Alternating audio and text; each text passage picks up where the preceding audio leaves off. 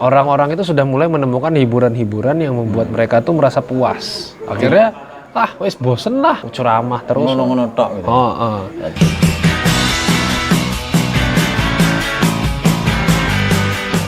Assalamualaikum warahmatullahi wabarakatuh. Waalaikumsalam. Sekalian bincang santai pada kesempatan ini bersama Bang Zaki Ahmad Rifai. Oh iya, Mas. Masya Allah, alhamdulillah. Serius-serius lah, santai wae. Ini Bang, mau nanya. Apa ini? Beliau ini kan konsen di Siroh ya. Kita tanya nih tentang konten. Sekarang kan zamannya konten. Mungkin ada riwayat tentang Siroh. Konten ini ada riwayat.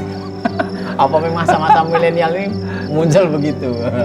Iya, sebetulnya langsung ya. Jadi sebetulnya karena propaganda itu dari zaman Rasul sudah pasti ada.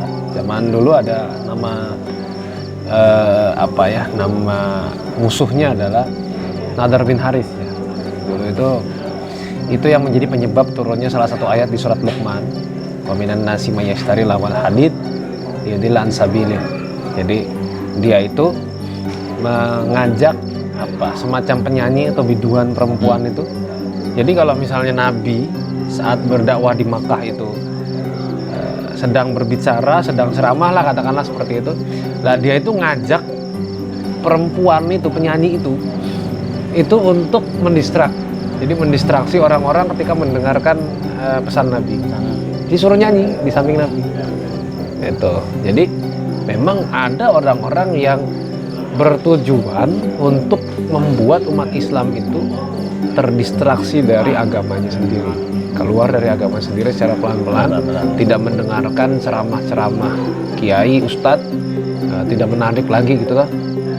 Yang tadinya mungkin zaman orang tua kita cuma datang ke masjid terus dengerin kiainya ngomong, dengerin kiai baca kitab terus kita ikut baca kitab, orang tua kita udah paham.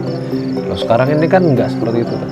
Karena orang-orang itu sudah mulai menemukan hiburan-hiburan yang membuat mereka tuh merasa puas. Akhirnya, wes bosen lah, ceramah terus. Ngono-ngono tok gitu. Jadi butuh sesuatu yang ibaratnya menjadi katalis. Jadi orang itu semakin sregep mempelajari agama, walaupun bukan lewat mendengar ceramah dari para kiai ustadz. Nah, konten itu ya membantu saja. Jadi bukan jadi satu tempat belajarnya, tapi menjadi membantu supaya orang itu jadi tertarik pada Islam. Oh, jebule kayak gitu. Oh, jebule. Ternyata seperti ini, ternyata seperti ini. Oh, ternyata dalam Islam seperti ini. Oh, ternyata bener loh.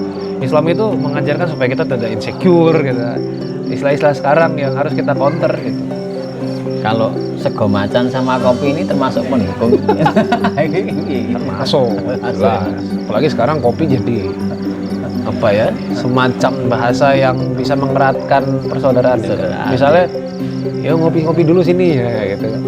Nah, itu mungkin mas saya sebagai salah satu yang menarik ya. Menarik untuk kemudian bahas yang lebih lanjut. Nah ini kan Teras Dakwah itu baru bikin mezanir.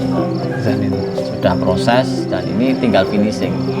Tinggal gelar karpet apa ya, rumput ya gitu. Rumput sintetis mungkin ya. Kemudian kaca. Kemudian yang lain seperti alat media sama AC mungkin ya. Nah ini mungkin termasuk itu tentang media kan yang mau digunakan ruang ini, ruang belajar tentang media. Mungkin banyaknya punya semacam harapan atau apa ya? Iya.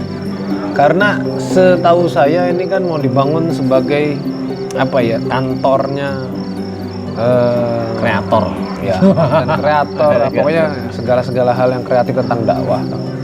Jadi ya pasti harapannya ya semoga ini menjadi salah satu amalnya Teras Dakwah untuk melahirkan para kreator-kreator dakwah yang baru. Karena kita butuh banget memang Mas Hafid ya.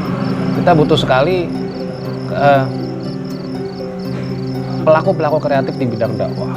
Yang mana dakwah kita memang tidak boleh monoton. Yang kita sudah melihat ya beberapa hal yang diposting oleh Teras Dakwah ini luar biasa.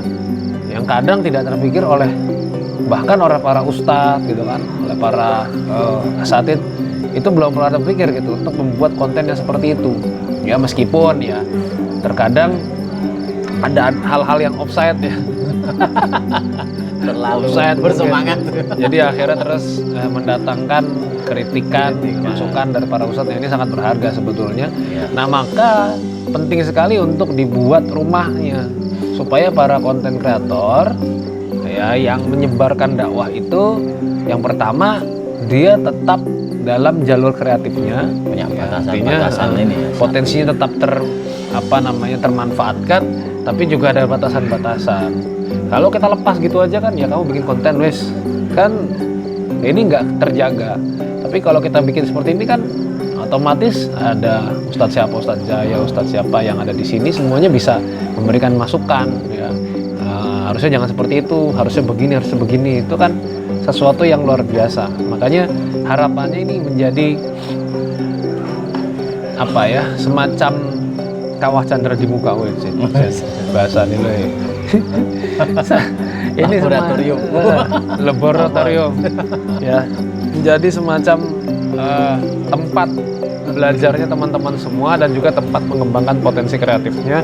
Dan tentu saja kita harapkan ini mempercepat ya tujuan-tujuan kita sebagai muslim, yaitu tentu saja harumnya nama Islam, jayanya bangsa Indonesia ya, ini kan tujuan kita bersama ya. Tentu saja kita menginginkan kejayaan negara ini dengan kebaikan-kebaikan. Nah, karena Islam itu mengajarkan kita untuk menebar kebaikan, untuk menebarkan kemanfaatan sebanyak-banyaknya, seluas-luasnya. Nah, makanya ini mezanin yang lagi dibangun ini ya. Dan teman-teman semua yang sudah menyumbang ya terima kasih ya. Alhamdulillah 25.000 atau bahkan lebih, saya yakin banyak kan yang lebih dari 25.000 ya, Masya Allah. ya. Karena yo opora isin gue transfer meng selawe bakso Romanggo.